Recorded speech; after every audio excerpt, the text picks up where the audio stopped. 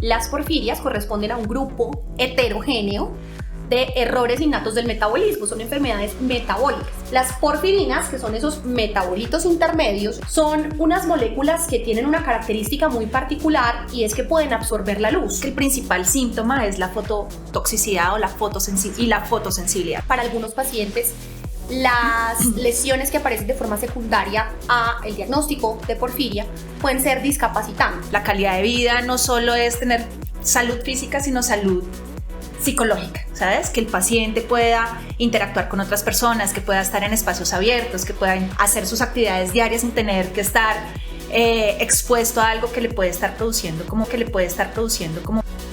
Hola, ¿qué tal a todos y todas? Bienvenidos a Valentox, el podcast de Valentech Pharma. El día de hoy vamos a hablar única y exclusivamente para profesionales de la salud, así que si no eres un profesional de la salud, por favor, evita consumir este contenido. Mi nombre es Juan Pablo Correa, médico epidemiólogo, y de Valentox vamos a hablar hoy del primer tema, la protoporfiria eritropoyética. Hemos decidido invitar a dos grandes profesionales en el mundo de la genética y la dermatología, y pues dejaré que ellas se presenten. Doctora Novoa, buenas tardes, ¿cómo están? Hola, buenas tardes a todos. Bueno, yo soy Mónica Novoa, yo soy dermatóloga y dermatóloga pediátrica. Me gradué de medicina de la Universidad del Rosario, estudié dermatología en la Fundación Universitaria de Ciencias de la Salud y luego hice dermatología pediátrica en la Universidad de Barcelona. Actualmente pues estoy trabajando en el Centro Dermatológico Federico Lleras, en la Fundación Santa Fe, y soy docente pues de varios programas de dermatología y de pediatría. Y bueno, muy feliz de estar acá con ustedes el día de hoy. Muchas gracias. Muchas gracias por su presentación. Y por otra parte tenemos a nuestra genetista, la doctora Maradei. ¿Cómo están? Buenas tardes, mi nombre es Silvia Maradei. Yo soy médica genetista, egresada tanto de pregrado como de posgrado de la Universidad Nacional de Colombia.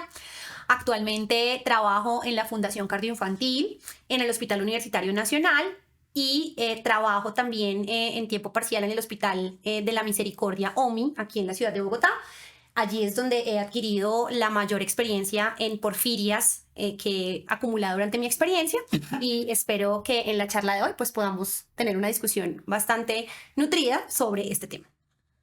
Ok, bueno, muchas gracias, doctora Maradei, doctora Novoa. De nuevo, bienvenidas a este primer capítulo de Valentox. La idea de este primer capítulo es hablar en general una especie de concientización acerca de las porfirias en general, que es un tema que no todos los médicos manejamos. Posteriormente vamos a hablar un poco de la fisiopatología de las porfirias en general, y por último vamos a enfocarnos un poco más en la fisiopatología de la protoporfiria eritropoyética. Entonces, doctora Maradei, cuéntenos un poquito desde su perspectiva esta concientización, en qué consiste o qué debemos tener en cuenta realmente nosotros los profesionales a la hora de enfrentarnos o de conocer estas enfermedades. Bueno, lo primero que tenemos que saber como profesionales de la salud es que las porfirias corresponden a un grupo heterogéneo de errores innatos del metabolismo, son enfermedades metabólicas que ocurren porque existe una deficiencia enzimática en alguno de los pasos que nos llevan a sintetizar el grupo M. Eso finalmente resulta en que se acumulen como metabolitos intermedios llamados porfirinas, y esa acumulación de porfirinas pues va a determinar una serie muy amplia y variable de manifestaciones clínicas en los pacientes, que dependerá del tipo de deficiencia enzimática y por tanto del tipo también de porfiria que cada paciente tenga en su forma, digamos, de manifestarse. Ok, y en su concepto, ¿cómo puede llegar a influir desde el punto de vista social un diagnóstico oportuno, un tratamiento oportuno en estas patologías? Como lo vamos a desarrollar en esta serie de podcasts, vamos a ver que para algunos pacientes las lesiones que aparecen de forma secundaria a el diagnóstico de porfiria pueden ser discapacitantes. Entonces es muy importante reconocerlas y tratarlas a tiempo para evitar justamente esas secuelas que pueden en el corto, mediano y largo plazo causarle una discapacidad a las personas. Mientras más temprano podamos diagnosticar, también más oportunamente vamos a tratar.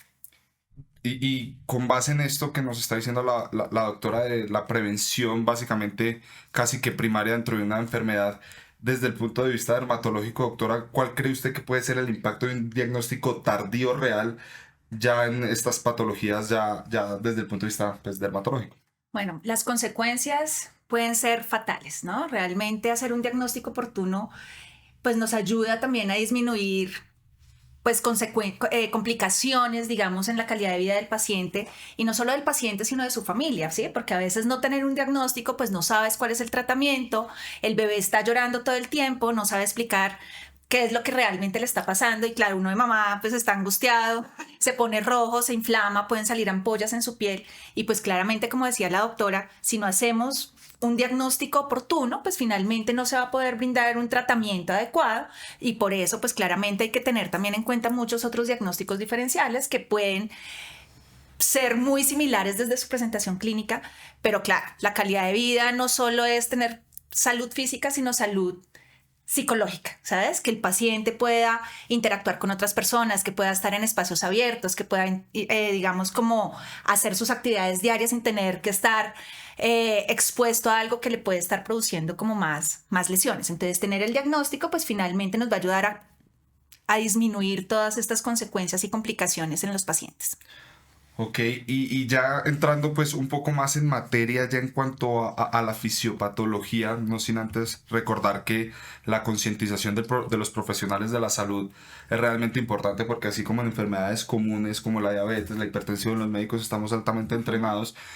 Pues si bien es poca la cantidad de personas que tienen esta enfermedad, según la OMS, las enfermedades raras son menos de 65 afectados por cada 100.000 habitantes, pues los médicos también necesitamos esta información y tenerla fresca para la mera sospecha.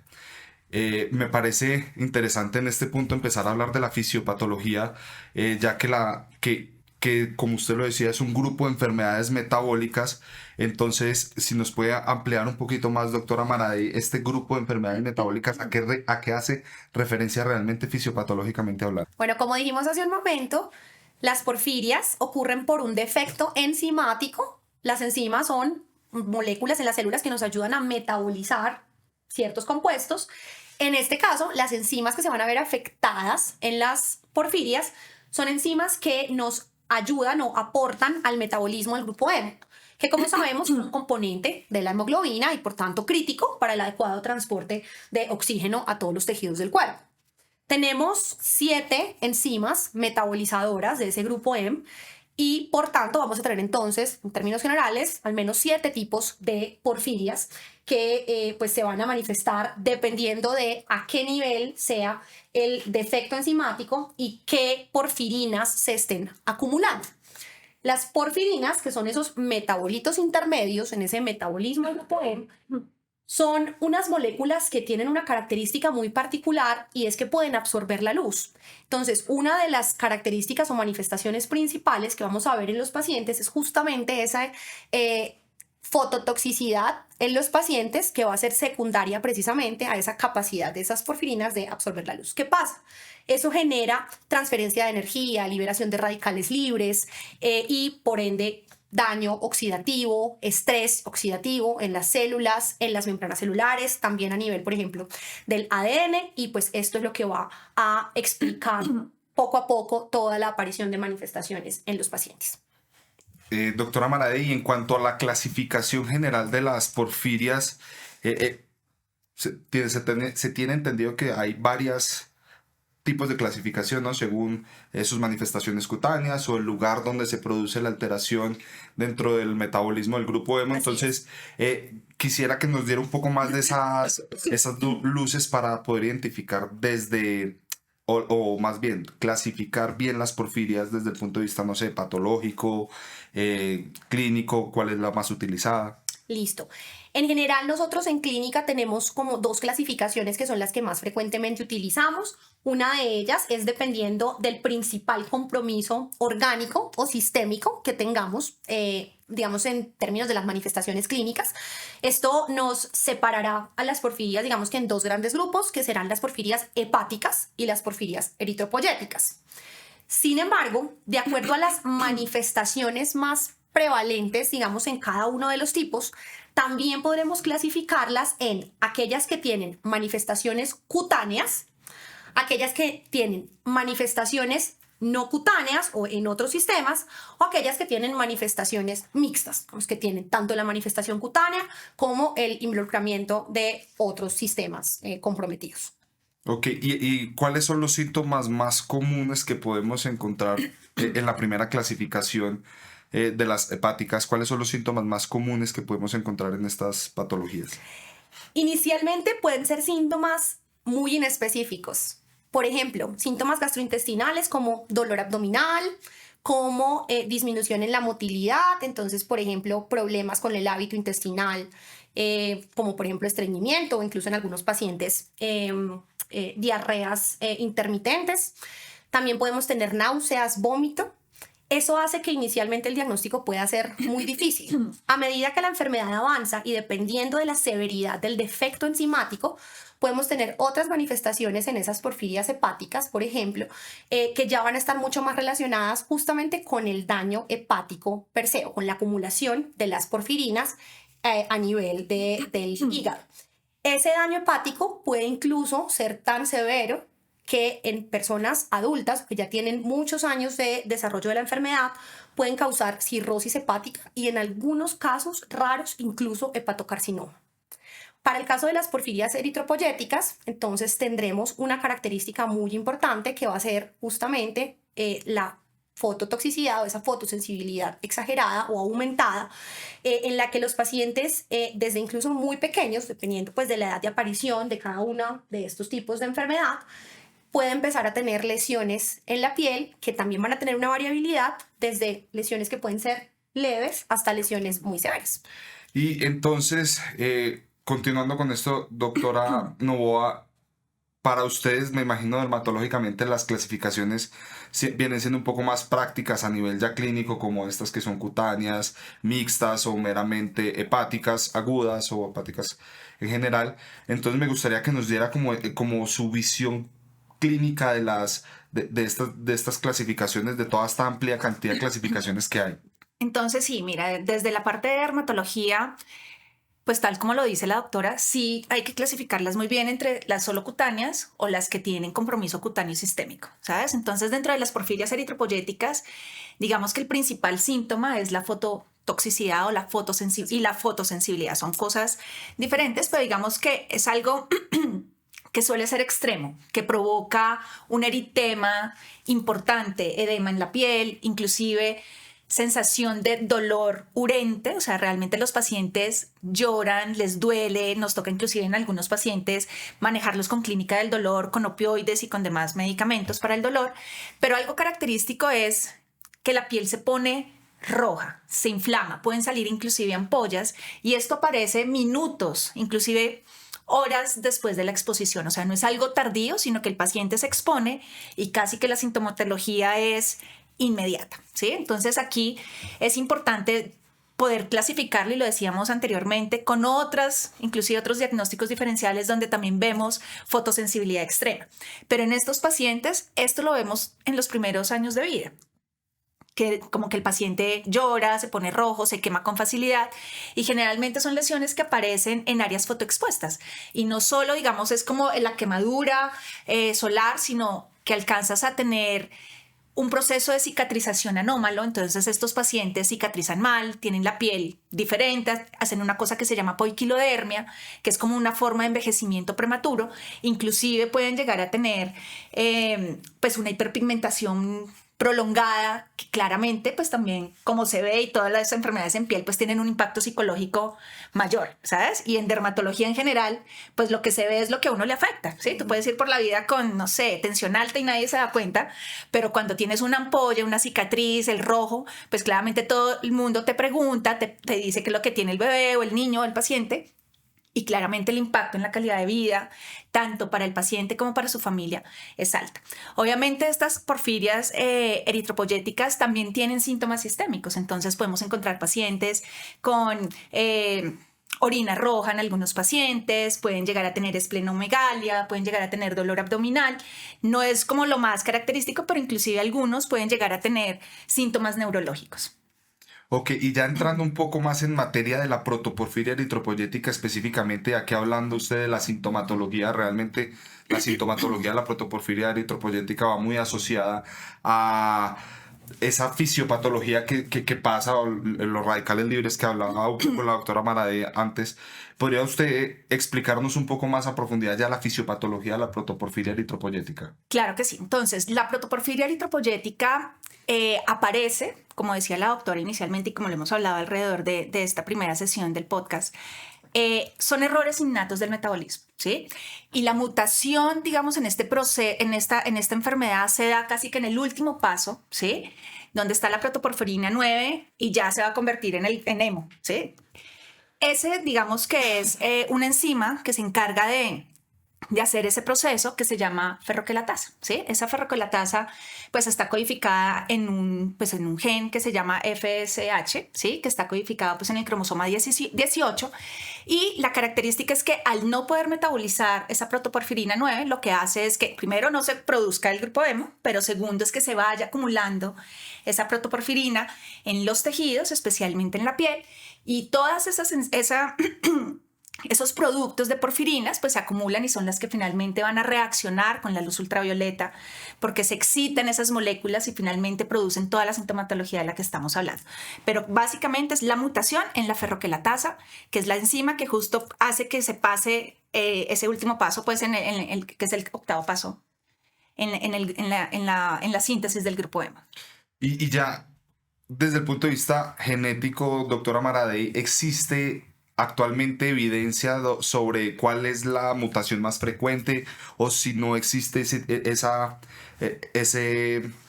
parte de tal vez genética que no conocemos muy bien de las de lesiones u otras mutaciones que podamos encontrar dentro del gen FETCH? Claro, de hecho, primero hay que mencionar que hay más de 120 variantes genéticas descritas para el gen FETCH relacionadas con protoporfiria eritropoyética.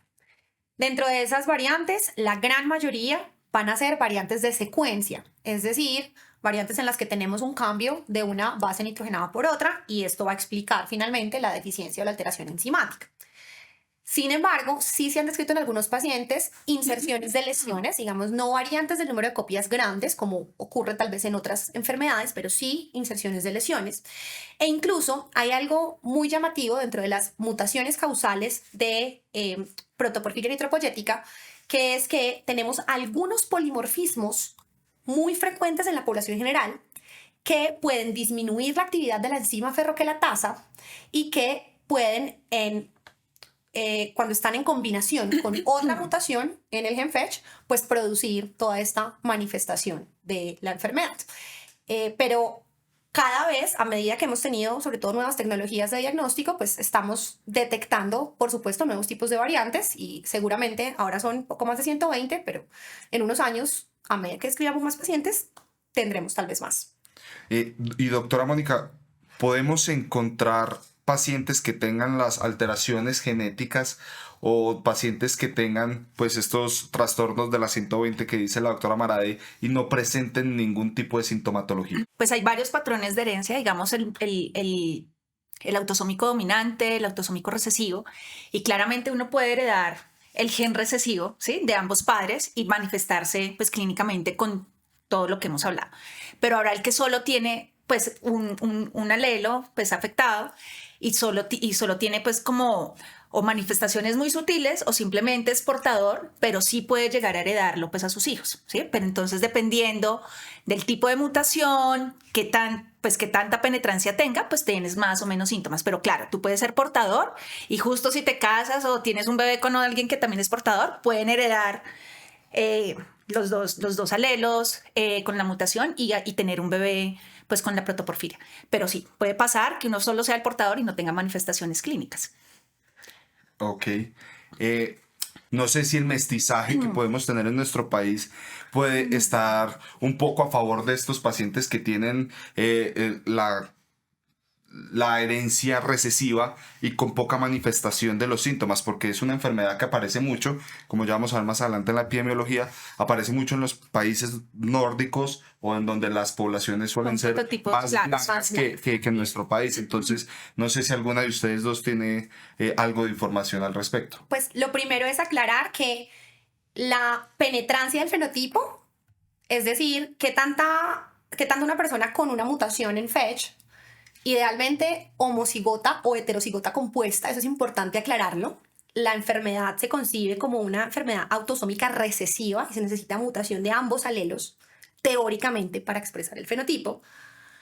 Y digo teóricamente porque, como la doctora Mónica lo decía hace un momento, efectivamente hay pacientes en los que no encontramos sino una única variante y están manifestando.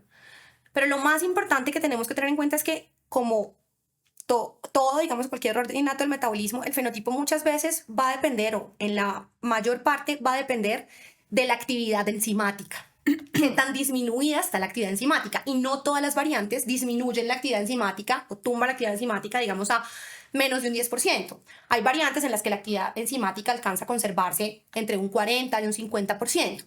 Entonces, el principal, digamos, modificador del fenotipo va a ser la actividad enzimática. Sin embargo, sí, tienes toda la razón, lo sabemos epidemiológicamente y por los reportes de caso, que las personas que tienen piel más oscura tienen menos severidad, digamos, de las manifestaciones cutáneas.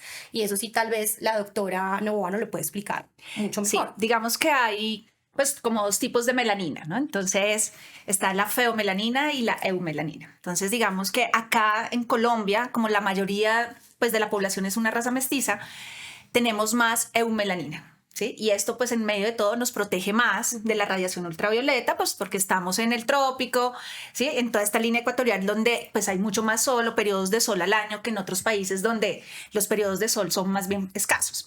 Entonces digamos que los fototipos claros tienen más feomelanina, o sea que tienen más, en medio de todo, más riesgo también de tener enfermedades de fotosensibilidad. No quiere decir que una persona con fototipos más oscuros no la tenga, pero digamos que el 1, 2 y 3, bueno, recordemos que hay 6 tipos de fototipos. El 1, que es como una persona muy blanca, con ojos claros, inclusive pelirrojos, y el fototipo 6, que es un paciente de raza negra. Entonces, digamos que los fototipos claros hablamos del 1 al 3. Y los que tenemos más acá en Colombia, pues son fototipos 3, 4 y 5, ¿sí? Sin embargo, pues también tenemos raza negra acá en Colombia, pero claro, eso sí nos ayuda a bajar pues la prevalencia de la enfermedad en países pues latinoamericanos. Sin embargo, como se sabe, pues en países nórdicos, especialmente en Suiza, en Holanda y en Noruega, pues hay mayor cantidad de pacientes con esta enfermedad. Y bueno, también es que la raza también heredan como más esos genes recesivos en estos países que acá en Colombia. Sin embargo, acá tenemos estudios que hablan que existen pues en los países pues como Colombia. Ok, bueno, entonces no sé si tienen algún mensaje para los oyentes frente a esto que estuvimos hablando en este primer capítulo del podcast, donde quisimos hacer una concientización y hablar un poco de las fisiopatologías generales y específicas de la protoporfiria eritropoyética. No sé si tengan algo para decirle a nuestros colegas cuidadores de la salud allá en sus casas o a los oyentes. Claro que sí.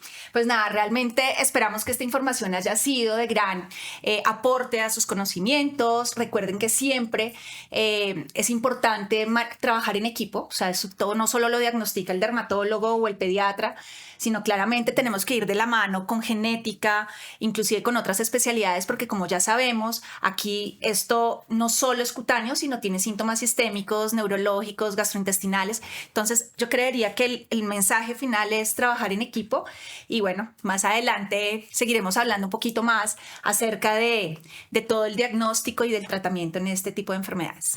Totalmente de acuerdo, doctora, y siempre recordar que lo que no conocemos no podemos diagnosticarlo. Entonces, aunque estas enfermedades son raras y seguramente no es con lo que de forma más frecuente nos vamos a encontrar en nuestra práctica médica, es importante tenerlas en el radar porque eventualmente un diagnóstico que esté en confusión, que no sea tan claro, podría ser una enfermedad rara. O que no se sospeche, ¿no? Porque tal como lo dijiste, o sea, puede pasar que van por la vida y el Nadie lo ha diagnóstico se lo pensado. hacen Así mucho es.